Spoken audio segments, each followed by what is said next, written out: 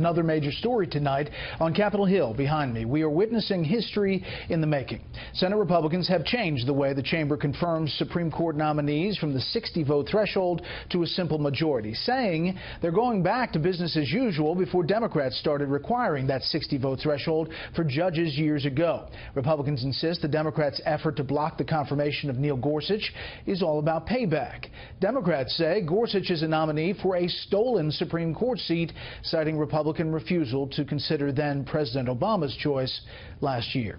Chief Congressional Correspondent Mike Emanuel is on the Hill tonight to tell us where we are right now. Good evening, Mike. Brett, good evening. There were several attempts to beat a partisan filibuster by Democrats, but Republicans could not get 60 votes.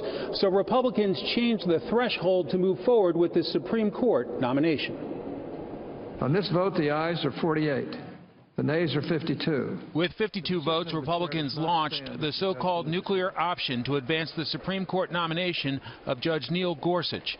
Today, Majority Leader Mitch McConnell said he had no choice, facing what he called an historic partisan filibuster. Unfortunately, it has brought us to this point. We need to restore the norms and traditions of the Senate and get past this unprecedented partisan filibuster. 3 Democrats then voted with Republicans to advance the Gorsuch nomination: Donnelly of Indiana, Heitkamp of North Dakota, and Manchin of West Virginia.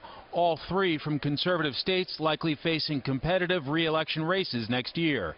The Senate's Democratic leader complained bitterly about the change in Senate precedent. Cumulative resentments from years of partisan trench warfare were too great. Instead of the Senate forcing us to change, senators have decided to change the Senate. Republicans pushed for a straight up or down vote for Gorsuch, but Democrats responded to the anger in their base after President Obama's last Supreme Court nominee, Judge Merrick Garland, never received consideration. And some suggested this was a, quote, stolen Supreme Court seat. The nuclear option was used by Senator McConnell when he stopped Merrick Garland. What we're facing today is the fallout.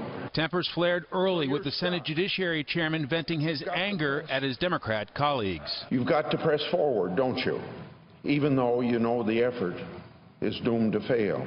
And that's why this is a especially sad state of affairs. And some question the fallout. A very sad day for the Senate, because we have now destroyed 200 years of tradition of requiring 60 votes, which meaning that you have to have bipartisan approach to these issues and these appointments. And I think we're on a slippery slope. As I look around at what just happened on this floor, I must ask the question, where are we headed? And leading Republicans noted that President Trump made the Supreme Court a campaign issue, even telling voters who he would nominate. The American people on November the 8th selected President Trump. President Trump nominated Judge Neil Gorsuch, and tomorrow we will confirm that nominee. After it was done, some expressed the worry about this eventually leading to changing the filibuster rule on legislation. Passing major bills with a simple majority could be the next temptation at some point. Brett? More on this with the panel. Mike, thanks.